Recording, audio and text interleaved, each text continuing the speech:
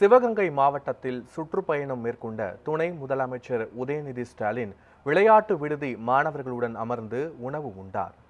சிவகங்கை மாவட்டம் படமாத்தூர் அருகே நீர்வளத்துறை சார்பில் கட்டப்பட்டு வரும் தடுப்பணை பணிகள் குறித்து துணை முதலமைச்சர் உதயநிதி ஸ்டாலின் நேரில் சென்று ஆய்வு மேற்கொண்டார்.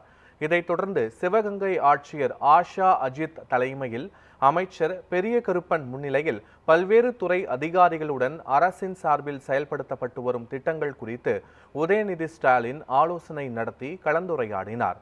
முன்னதாக சிவகங்கை நகர்மன்ற தலைவரும் திமுகவின் மூத்த உறுப்பினருமான சாத்தையாவை சந்தித்த உதயநிதி அவரது உடல்நலம் குறித்து விசாரித்தார். இதையடுத்து 1512 பயனாளிகளுக்கு சுமார் 24 கோடி ரூபாய் மதிப்பிலான உதவித் தொகைகளை அவர் வழங்கினார். அதனைத் தொடர்ந்து மாவட்ட விளையாட்டு மைதான விடுதியில் மாணவர்களுடன் மதிய உணவு உண்ட அவர் திருப்பாத்தூரில் மின்னொளி கால்பந்து அரங்கை திறந்து வைத்தார். அதேபோல 7.5 லட்சம் ரூபாய் மதிப்பில் அங்கு கட்டப்பட்டுள்ள பூங்காவில் உள்ள விளையாட்டு உபகரணங்களை பொதுமக்கள் பயன்பாட்டிற்காக அவர் திறந்து வைத்தார். மேலும் ஆட்சியர் அலுவலக மைதானத்தில் அமைக்கப்பட்டிருந்த விழா மேடையில் சுற்றுலாத்துறை, நகராட்சி நிர்வாகம் மற்றும் குடிநீர் வழங்கல் துறை சார்பில் சுமார் 4 கோடி ரூபாய் மதிப்பிலான புதிய திட்டப் பணிகளுக்கு உதயநிதி ஸ்டாலின் அடிக்கல் நாட்டினார். இதில் கூட்டுறவுத்துறை அமைச்சர் பெரிய கருப்பன், மாவட்ட ஆட்சியர் ஆஷா அஜித் ஆகியோர் கலந்து கொண்டனர்.